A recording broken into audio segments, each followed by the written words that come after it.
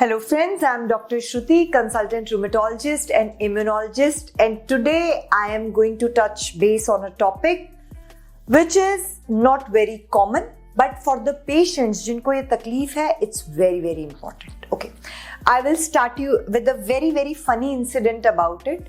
So a patient just walked in, वो मेरे chamber में आए. He was suffering from recurrent uveitis.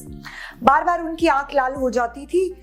Multiple episodes, I think 10 episodes हो चुके थे, and then the smart ophthalmologist referred them to rheumatologist कि आपको इनसे जाके मिलना चाहिए. स्मार्ट ऑफ्थेल्मोलॉजिस्ट इसलिए क्योंकि उससे पहले भी 10 डॉक्टर्स को दिखा चुके थे आईज के, but nobody told them that. So they came to me, मैंने उन्हें एग्जामिन किया, I took a history and we finalized on a treatment कि ओके इनको ये चीजें देनी है. And after telling everything and even talking with the ophthalmologist and informing him about my treatment decisions, suddenly the patient gets up. Doctor साहब आपने इनकी आंख तो देखी ही नहीं. तो then I told him कि मुझे तो आंख देखनी नहीं आती because I am not an ophthalmologist.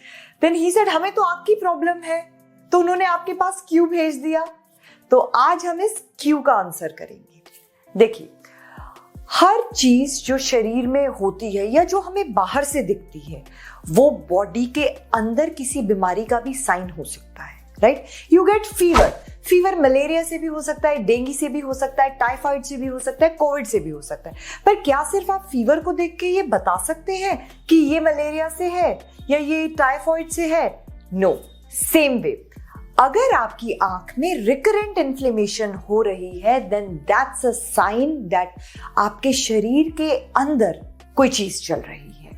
सो अगर आपके ऑफ्थेल्मोलॉजिस्ट आपको ये गाइड करते हैं, अगर वो ये आपको बोलते हैं कि प्लीज जाके रूमेटोलॉजिस्ट से मिलिए, तो please do not expect us कि हम आपकी आंख के ऊपर डायग्नोसिस बनाएंगे. हम आपकी बाकी हिस्ट्री लेंगे और हम उस तकलीफ को ढूंढने की कोशिश करेंगे जो आपकी आंख पर बार अटैक कर रही है.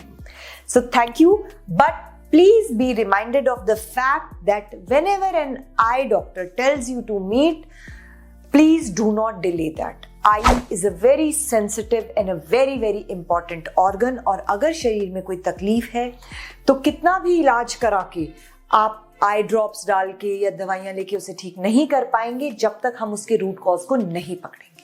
Thank you.